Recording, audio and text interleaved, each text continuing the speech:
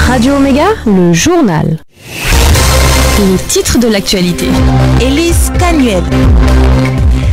Au sommaire de ce journal, 247 personnes recherchées pour participation à une entreprise terroriste. La liste a été publiée aujourd'hui. Au sommaire également, le procès du putsch, témoignage attendu d'un expert en informatique. En politique, des partis d'opposition annoncent qu'ils feront front commun en 2020. Au Mali, le bilan s'est alourdi après l'attaque.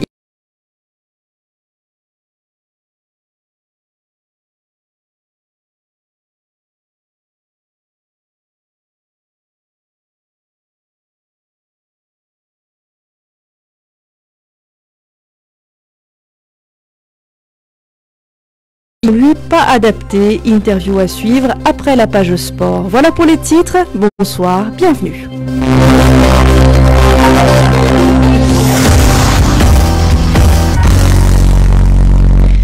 Peut-être l'avez-vous vu sur les réseaux sociaux, cette liste publiée par le ministère de la Sécurité, 247 noms. Ces personnes sont recherchées pour participation à une entreprise terroriste. La liste précise leurs noms, les lieux de naissance et de résidence, ainsi que les faits reprochés, par exemple, combattants d'un groupe terroriste donné, recruteurs, cadres ou encore complices. Rappelons qu'en juin 2018, la gendarmerie avait diffusé une liste semblable sur laquelle figuraient 146 présumés terroristes. Et puis, au Sahel, le curé de Djibo est porté disparu depuis hier après-midi, selon un communiqué du diocèse de Dori. Il s'agit de l'abbé Joël Yougbaré. Il revenait d'une messe célébrée à Botogui. L'alerte a été lancée dès 20h30 au niveau des forces de défense et de sécurité. Mais nous restons sans nouvelles du curé, précise le communiqué. Une disparition qui survient moins d'une semaine après l'enlèvement de 2 enseignants de la circonscription d'éducation de base de Djibo.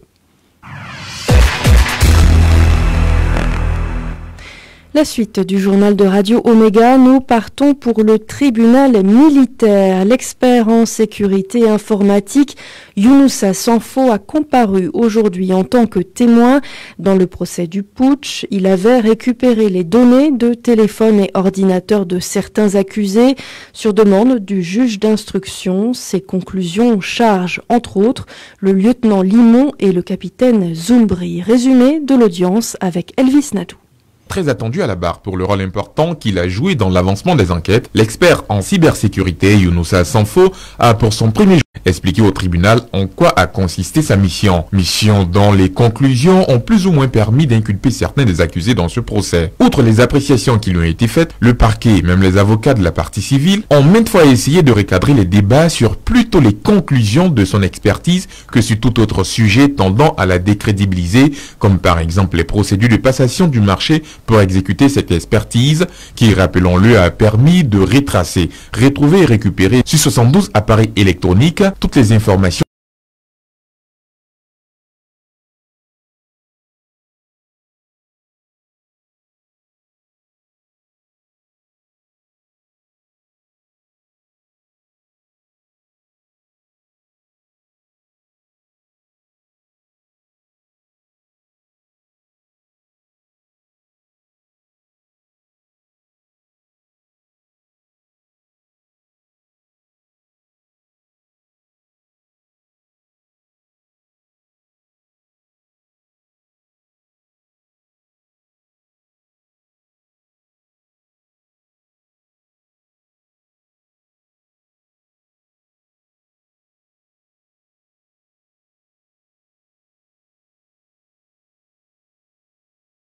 démarré selon les présidents de l'UPC et de l'ADF-RDA ce matin face aux médias, une conférence de presse qui a également permis de faire le point de la 15e Assemblée générale du réseau libéral africain. Marina Traoré.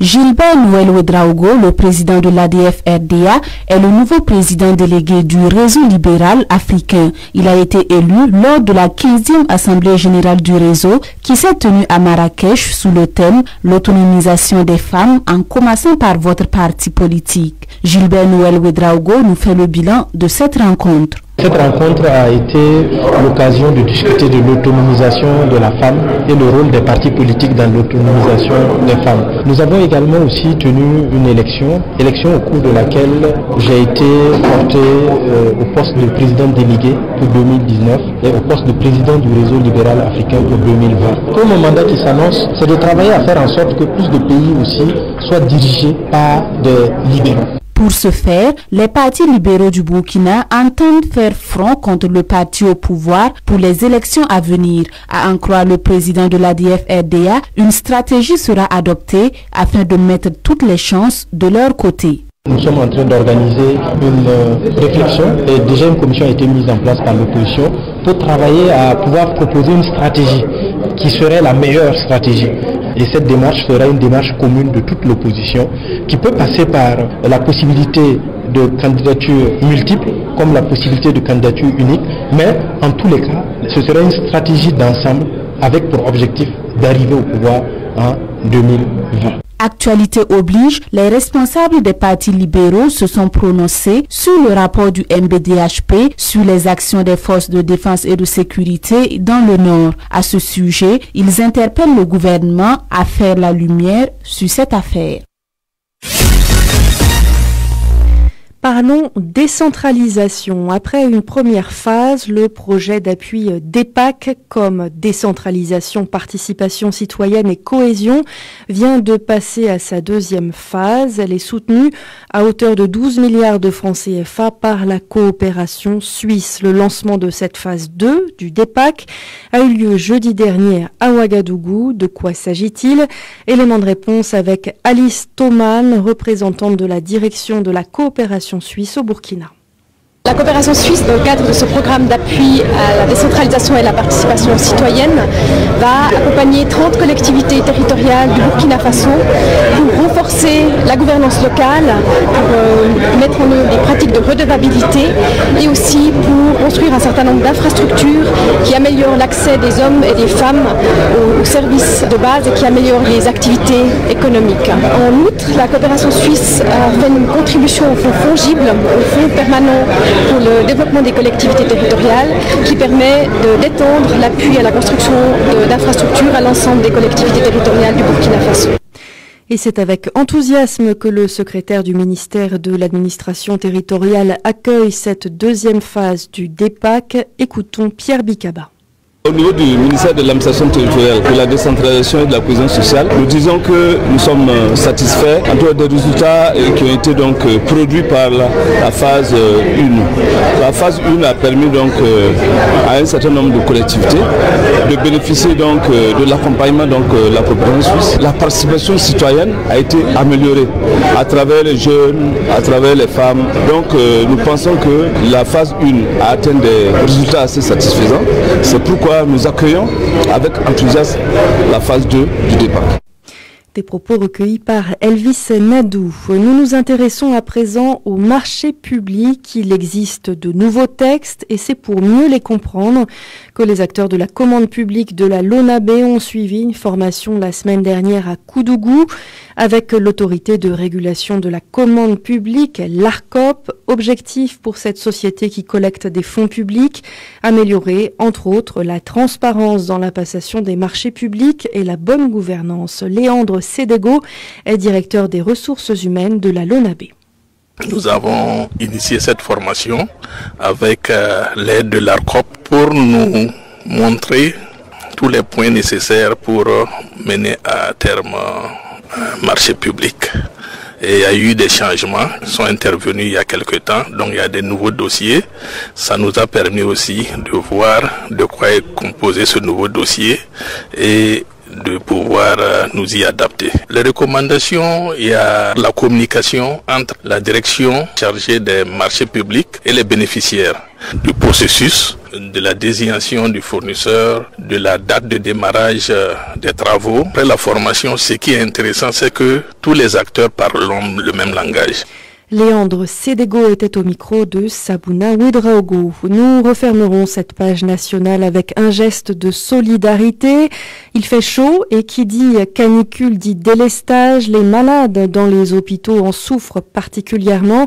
Et pour soulager ceux du service psychiatrie de l'hôpital Souro Sanou de Bobo, l'Onatel offre un groupe électrogène, l'occasion aussi pour le ministère de la Santé de lancer un appel à toutes les bonnes volontés. Antoine Bonny. Et ce groupe électrogène de 5 kVA vient mettre fin à la souffrance des malades du centre psychiatrique de l'hôpital Souro Sanou de Bobo du Lasso. Fini les délestages dans ce centre pour les malades mentaux. Ce don est l'œuvre du réseau mobile Onatel, d'un coût d'environ 20 millions de francs CFA. Ce groupe électrogène fait déjà la joie des bénéficiaires.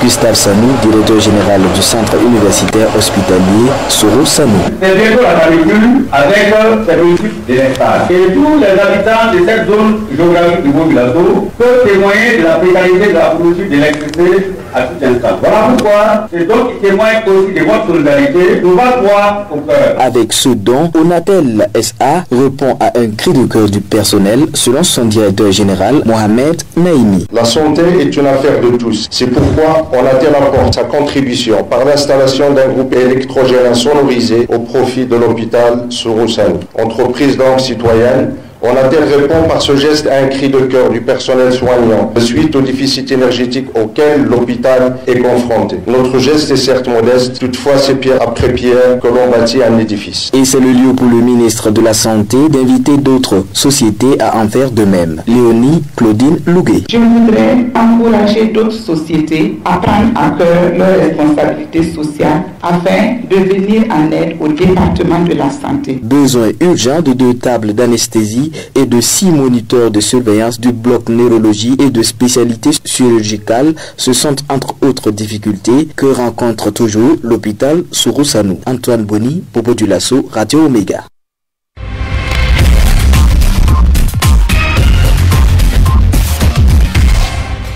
L'actualité internationale, d'abord au Mali, le bilan de l'attaque hier de la base militaire de Dioura dans la région de Mopti s'est alourdi, au moins 27 morts dont le commandant du détachement. Selon notre correspondant, une vingtaine d'éléments manquent encore à l'appel, certains seraient pris en otage.